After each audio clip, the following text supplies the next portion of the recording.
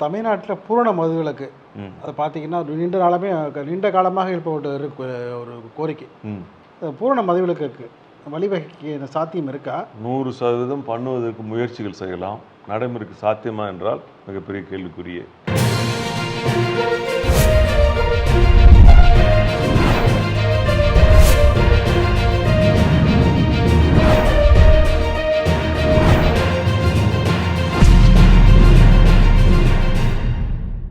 நிதர்சனமாக இது நடைமுறைக்கு சாத்தியமா என்று கேட்டால் கண்டிப்பாக ரொம்ப கஷ்டம்.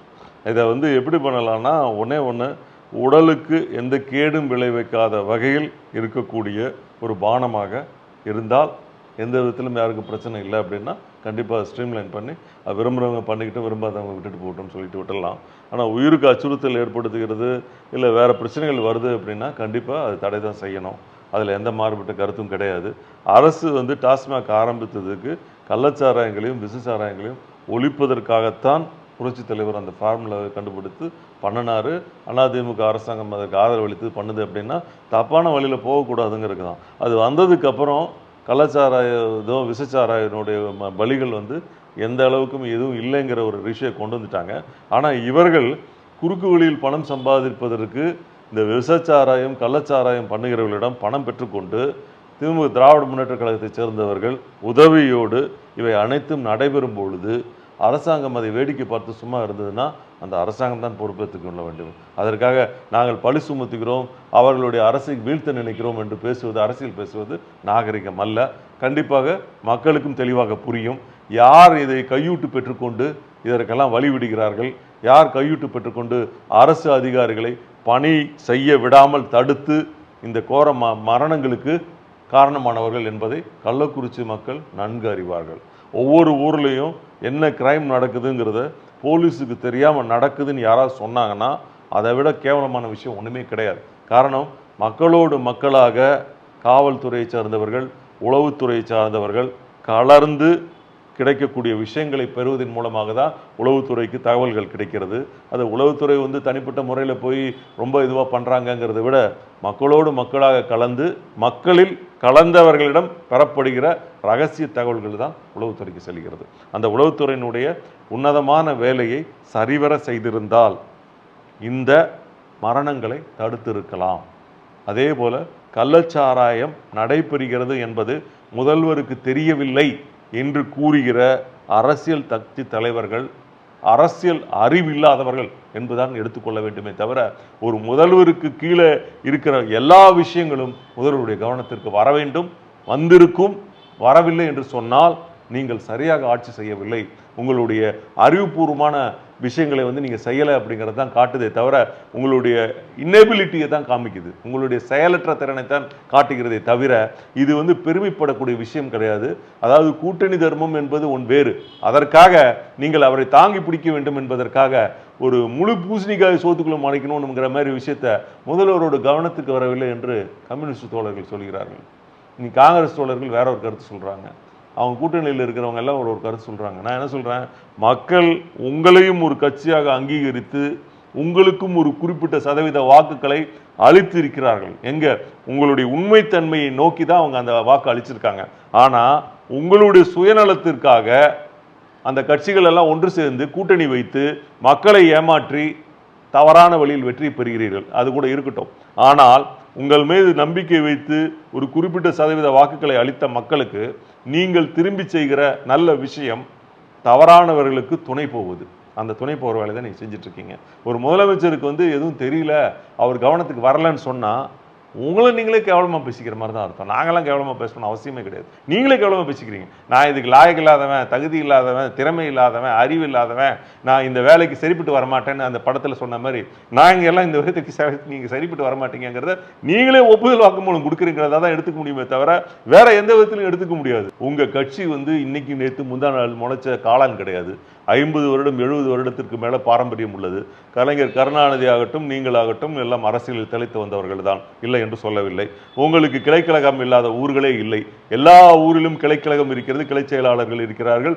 திராவிடத்தில் ஊறிய பல கோடி தொண்டர்கள் உங்களிடம் இருக்கிறார்கள் என்று கூறுகிறீர்கள். அந்த தொண்டர்கள் அந்த பாதிக்கப்பட்ட கள்ளக்குறிச்சியிலும் இல்லாமல் போய்விட்டார்களா? அந்த ஊருக்கு மாவட்ட செயலாளர் இல்லையா? இல்லை சட்டமன்ற உறுப்பினராக நின்று தோத்த நபர் இல்லையா, இல்லை ஒன்றிய செயலாளர்கள் இல்லையா, இல்லை நகர செயலாளர்கள் இல்லையா, கிளை செயலாளர்கள் இல்லையா? இவர்களை தாண்டி இந்த நிகழ்வுகள் அவர்களுடைய கவனத்திற்கு வராமல் நடைபெறுவதற்கு வாய்ப்பு இருக்கிறதா இல்லையா? எங்களுடைய சட்டமன்ற உறுப்பினர் போன வருடம் 1 வருடத்திற்கு முன்பாகவே இதை குறித்து கவனத்திற்கு கொண்டு வந்திருக்கிறார். உங்களுடைய நடவடிக்கை கேட்டிருக்கிறார். எங்களுடைய எதிர்க்கட்சி தலைவரும் எங்களுடைய கழகத்தினுடைய பொதுச் செயலாளருமான EPS அவர்களும் இதை பற்றி விரிவாக விளக்கி கூறி நடவடிக்கை எடுக்க வேண்டும் என்று கூறியிருக்கிறார். எதையும் காதில் வாங்கிக் கொள்ளவில்லை. எதிர்க்கட்சியை எதிர்க்கட்சியாக பார்த்து கொண்டு நாங்கள் கூறிய முக்கிய தகவலை நீங்கள் உதாசீனப்படுத்தி நடவடிக்கை எடுக்காமல் தவறுந்ததனுடைய விளைவு இன்று நூற்றுக்கணக்கானவர்களின் மரண ஓலம் இந்த தமிழகத்தில் ஒலிப்பதற்கு திராவிட மாடல் ஆட்சி இந்த நல்ல விஷயத்தை செஞ்சிருக்கீங்க. சரியா? ஆகவே எதையும் நீங்க பொருட்படுத்தாமல் செய்கிற விஷயத்தினால தான் தமிழகத்திற்கு இவ்வளவு பெரிய பின்னடைவு ஏற்படுகிறது என்பதை தயவு செய்து புரிந்து கொண்டு உங்களை மாற்றிக்கொண்டு இந்த திராவிட மாடல் ஆட்சி என்கிற ஓலத்தை நிறுத்துங்கள். நடைமுறைக்கு ஒவ்வுகிற விஷயங்களை பேசுங்கள். நடைமுறை இல்லாத விஷயங்களை பேசி மக்களை ஏமாற்றி அடுக்குமொழியில் தமிழில் ஏமாற்றிய கலைஞரை போல நீங்களும் பின்பற்ற நினைத்தால் மக்கள் கடந்த 10 வருடங்களில் உங்களை வீட்டில் எப்படி முடக்கி உட்கார வைத்தார்களோ அதே ஃபார்முலாவை அவர்கள் சத்தமில்லாமல் அமைதி புரட்சியின் மூலமாக செய்து காட்டுவார்கள் என்பதை பொறுத்திருந்து பாருங்கள். அமைச்சர் ரகுபதி என்ன சொல்றாரு, லோக்சபா தேர்தலில் ஏற்பட்ட தோல்வி, அதனால் பார்த்தீங்கன்னா சபையை முடக்கணும் ஏதோ காரணம் சொல்லிட்டு எதிர்க்கட்சி தலைவர் பழனிசாமி அவர்கள் சபையை நடத்த விடாமல் வெளிநடப்பு செய்கிறாரு அப்படின்னு சொல்கிறாரு. சரி, அமைச்சர் ரகுபதி அவர்கள் அரசியலுக்கு எப்படி வந்தார் என்பது எல்லாருக்கும் தெரியும். அவருக்கு முகவரி கொடுத்தது யாரு? அகில இந்திய அண்ணா திராவிட முன்னேற்ற கழகம். அகில இந்திய அண்ணா திராவிட முன்னேற்ற கழகம் புரட்சி தலைவரும் இல்லை என்றால் நீங்கள் அமைச்சர் என்ற தமிழகத்தில் எங்கும் அறியப்பட்டிருக்க மாட்டீர்கள். பல கோடி ரகுபதிகளில் நீங்களும் ஒரு ரகுபதியாக இருந்திருப்பீர்கள். அந்த முகவரி கொடுத்த கழகத்தை எதிர்த்து பேசும் பொழுது என்ன பேசுகிறோம், என்ன வார்த்தை உபயோகப்படுத்துகிறோம் என்பதை மறந்துவிட்டு இப்போது கிடைத்த தற்காலிக சுகத்திற்காக பழைய சரித்திரத்தை மறந்துவிட்டு பேசுகிறீர்கள். அந்த பழைய சரித்திரம் ஒரு நாள் மீண்டும் உங்களுக்கு நினைவு வரும் பொழுது திமுகவை பற்றி நீங்கள் எப்படியெல்லாம் விமர்சனம் செய்திருந்தீர்கள், எப்படி அரசியல் செய்தீர்கள், எப்படி சட்டமன்ற உறுப்பினர் ஆனீர்கள், எப்படி அமைச்சர் ஆனீர்கள், எப்படி திமுகவை வாரி வழங்கி அவர்களை விமர்சனம் பண்ணி எப்படி நீங்க காலத்தை ஓட்டுனீங்க அப்படிங்கிற கதை ஒரு நாளைக்கு வரும். அப்போ எங்களுக்கு நீங்கள் பதில் சொல்லுங்கள். இப்போ நீங்கள் பேசுகிறது உங்கள் பதவியை காப்பாற்றிக்கிறதுக்காக நீங்கள் பேசுகிறீங்க, அப்படி நாங்கள் எடுத்துக்கிறோம். அதை பெருந்தன்மையோடு மறப்போம் மன்னிப்போம் என்று மறந்து விடுகிறோம், மன்னித்து விடுகிறோம். இன்னொன்று சொல்கிறாரு, அதாவது கல்லுக்கடையை அவசியம் இல்லை அப்படின்னு சொல்கிறாரு. கொங்கு மண்டலத்தை சேர்ந்தவங்கிற மாதிரி கேட்குறேன், தென்னை விவசாயம் சார்ந்த பகுதியில் நீங்கள் ஒரு உடலுக்கு ஒத்துக்கும், உங்களுக்கு அந்த உயிருக்கு ஆபத்து விளைவிக்காது, அதே நேரத்தில் விவசாயிகளுக்கு அதன் மூலம் பலன் கிடைக்கிறது. இந்த விஷ சாராயங்கள் கள்ள சாராயங்களுக்கு முடிவு கட்டும் விதமாக அப்படி ஒன்று இருக்கும் என்றால் கண்டிப்பாக அதை வரவேற்கலாம்.